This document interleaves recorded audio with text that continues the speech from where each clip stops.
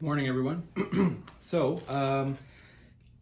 is pretty obvious what we're going to be doing today in this video. Obviously, I haven't even been able to get into this box yet because I just found it on my doorstep. Now, a little bit about this thing that you could probably see a little bit from the front. This is called a slip roller. And why do I need one of these in my studio? Well, I don't need one. If you have one of these, you're probably doing maybe body work for cars or something along those lines. In my case, for jewelry, I've had a few requests for heavy bracelets. We're talking like big, chunky, forgive me if I don't use that word correctly, bracelets that are best made hollow. Well, the jeweler in me says, let's forge it out on the anvil on a stake. Let's do it all by hand and hammer and stuff. And that is definitely one way to go about it. But there are other ways that are much simpler, faster, more accurate, and all that stuff. So I have a bracelet order now that required this. This wasn't just a whim purchase. And I'm not sure how much of this is going to require assembly. Not a whole lot, actually. Cool. So there's the basics. Everything's kind of greasy, and that's fine because you don't want it rusty when it arrives. This thing's way heavier than I thought it would be. Which is great. I mean, it doesn't matter. It's all the same. Heavier duty means, it's going to last, which is exactly what we want of all of our tools. I think that's a rule that applies to every trade. So I got this thing off Amazon.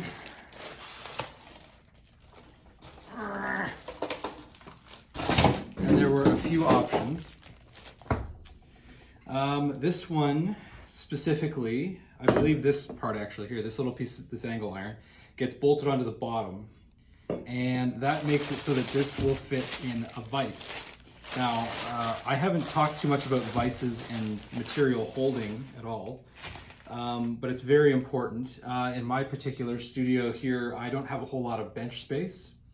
The alternative to the vise option is a tabletop mount. Just bolts straight down into the table. You use the handle, it doesn't go anywhere. Very nice. Well, I don't have that luxury. I have so much stuff, and a lot of it's very heavy, among other things. And we won't be able to do that. So I needed a semi-permanent, but very strong option, being I want it in the vise. So yeah, that's basically that. Let's take this off. A couple of nice bolts. So I didn't really explain this thing very well. What this basically is 3 solid, very hopefully rigid rollers. These rollers you can make them as big as you want if you're a tool manufacturer. And they actually do. They make them, these phenomenal, huge things. You can roll flat plate through something like this. I believe it was 1 mil, so about 20 gauge mild steel. I don't do too much with mild steel anymore now that I'm out of the blacksmith shop. But in terms of silver, silver is way softer than steel, so this will handle it no problem. Regarding industrial ones, they make these rollers bigger than man size. And they have the hydraulics and the power to run a piece of flat plate through it. I think 6 to, I don't know, it's just huge. It can be 6 inches thick. I think it's even a foot thick. And it will bend that piece of sheet into a circle, basically. So that's, basically you just run it through, you adjust with these knobs on the sides, and you gradually take that flat piece to arcs and you bring it into a full loop. So yeah, it's very simple. It seems like there might be a little bit of a little gear system in here for making sure everything works. Something that really drew me to this particular one, and I'm so glad that it actually shipped this way, because you know, sometimes you, now not to disparage Amazon or anything, but sometimes you just don't get quite what you asked for, but I did, which is awesome. This is the handle that it has a square hole. Some of the other ones that I looked at, there were local options. Believe it or not, I have looked around, but this is such a niche tool that it's very difficult to find. This one has the square attachment to the roller, and thank goodness for that, because some of the other ones were just a round hole with this little tensioning knob, and you can apply a fair amount of force to something like this, and it's not going to go anywhere like easily. You have to put some pressure in, and sometimes it'll just strip and break. So the local options were actually more affordable, and I could have picked it up, you know, the same day, curbside or whatever we're doing now. But I opted for this one, and I'm glad I took the gamble. I feel like this is going to be worth the wait. It actually arrived really early, so sure, it was worth the wait. Thank you very much for shipping it so quickly. I can do a quick little demo of how this works. So here's something to consider. Now this is all I have left of a 12-inch by 12-inch sheet of copper. But with this roller, I actually have about an inch to spare. I could roll this entire sheet all at once through this little machine and be able to make this entire sheet into a cylinder, which I think is amazing, because to do that by hand is virtually impossible. To make it nice and clean without excessive hammer marks and stuff like that, it's just not gonna happen. So what I'm doing now, I just have this little piece of copper. I'm not gonna roll the whole thing, obviously. I'm just gonna tighten this, get this all lined up. I've never actually used one of these machines before, so I'm doing a little bit of guesswork. But I'm pretty confident I can figure this out. So we'll roll it through that time.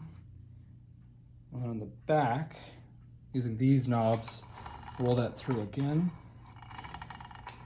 Honestly, this is a bit underkill, honestly, for what this can do.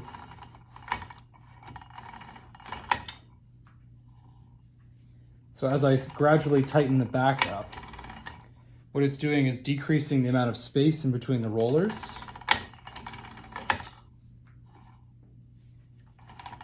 And it's gradually bending this piece of copper into a nice arc. Now, something that may interest you, what happens if your piece becomes a complete cylinder on the roller? How do you get it off without bending it? Well, the simple answer is this. You undo these two top knobs, and then basically what happens is this top one, if I can do it,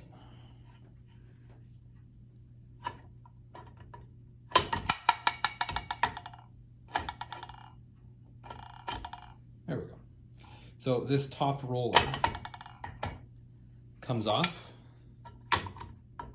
like so, and then you can get your piece off of the roller. And then you just put it back in.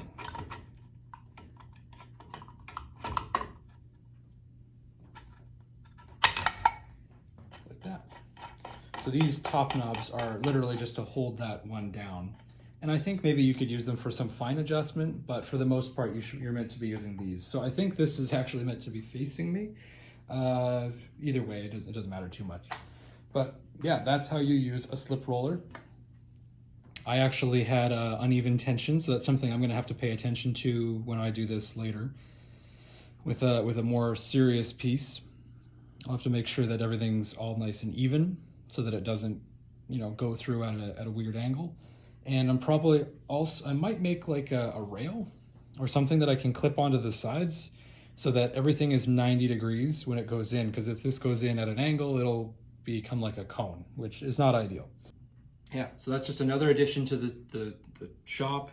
I had a saying from one of my previous coworkers. I won't go into any more adjectives about what I think about that coworker, but one of the things they said was, he who has the most tools wins. I don't really fully agree with that. I would say how you use those tools wins. I mean, I would say that's much more important, being industrious with what you have. It's an endless pursuit. We're always going to have tools. Tools are unfortunately my little kind of addiction. I like what it allows me to do, and this is just something else I can do now. So thanks for watching. See you in the next one.